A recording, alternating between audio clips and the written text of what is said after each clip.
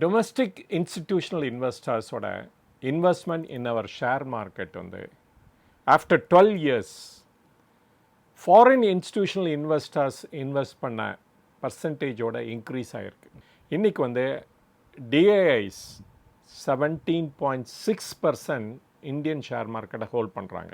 On the other hand FIIs only 17.22% Indian share மார்க்கெட்டில் hold பண்ணுறாங்க. இது ஒரு பெரிய வெற்றியா? ஆமாம். எதுக்கு அப்படின்னு பார்த்தீங்கன்னா, நம்மளுடைய ரிட்டைல் இன்வெஸ்டர்ஸோட பார்ட்டிசிபேஷன் சொல்லலாம் இந்த ஷேர் மார்க்கெட்.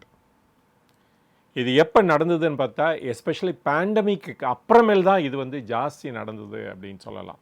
பேண்டமிக்கு முன்னாடி மோஸ்ட் ஆஃப் த இண்டியன்ஸ் வந்து அவங்களுடைய சேவிங்ஸை எங்கே கொண்டு போய் போடுவாங்கன்னு பார்த்தீங்கன்னா, கோல்டு இல்லாட்ட வீடு, இது ரெண்டில் தான் மேஜராக இன்வெஸ்ட் பண்ணுறது உண்டு. ஆனால் பேண்டமிக்கு அப்புறமேல வந்து ஈக்விட்டி கல்ட்டு ஸ்ப்ரெட் ஆக நிறைய பேர் ஈக்விட்டிலையும் நிறைய மணி போட ஆரம்பித்தாங்க.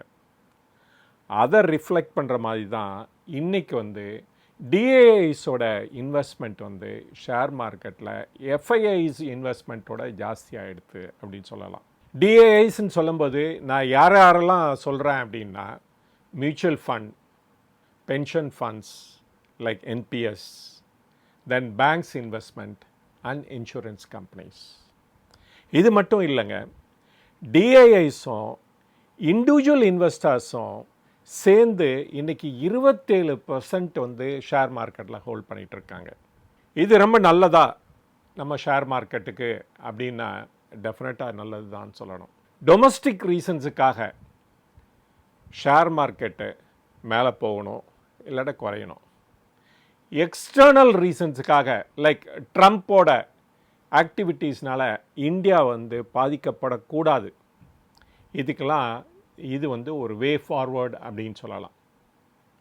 பட் அதே சமயத்தில் எஃப்ஐஐஸ் இன்வெஸ்ட்மெண்ட் இல்லாமல் இந்தியா க்ரோ ஆகுமா அப்படின்னு பார்த்தீங்கன்னா இல்லைன்னு தான் சொல்லணும்.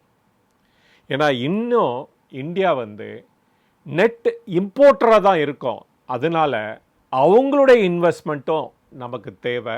நம்மளுடைய க்ரோத்துக்கு அவங்களும் ரொம்ப முக்கியமானவங்க அப்படின்னு சொல்லணும்.